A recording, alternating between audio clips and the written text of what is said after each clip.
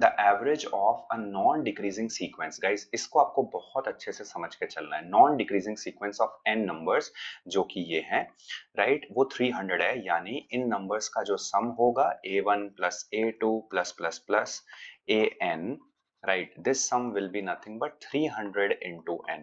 Okay, and it says that if a1 is replaced by 6 times of a1, right, rest of the terms are same, in that case your average will be 400, यानी जो sum होगा this will be 400 into N. तो अगर आप difference calculate करते हो तो वो आता है 5 times of a1 and this is nothing but 100n। यहां से आपकी a1 की वैल्यू हो जाती है 20 इंटू एन। ओके, नाउ अगर हम n की वैल्यू 1 लेते हैं, यानी एक ही टर्म होती है, तो a1 will be nothing but 20।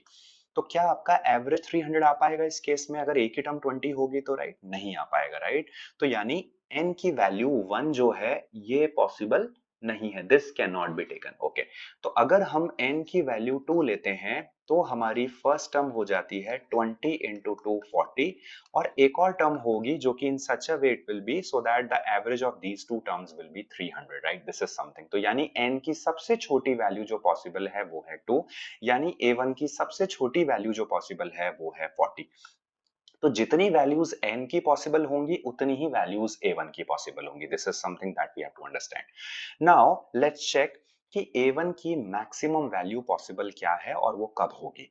तो हमारा सीक्वेंस नॉन डिक्रीजिंग है, यानी a2 जो है या तो वो a1 के बराबर होगा, यानी हर टर्म जो है वो इक्वल होगी, या फिर ये इंक्रीजिंग होगा, राइट। तो अगर ये इंक्रीजिंग होगा तो इन दैट केस a1 की वैल्यू जो है वो मैक्सिमम नहीं आ पाएगी।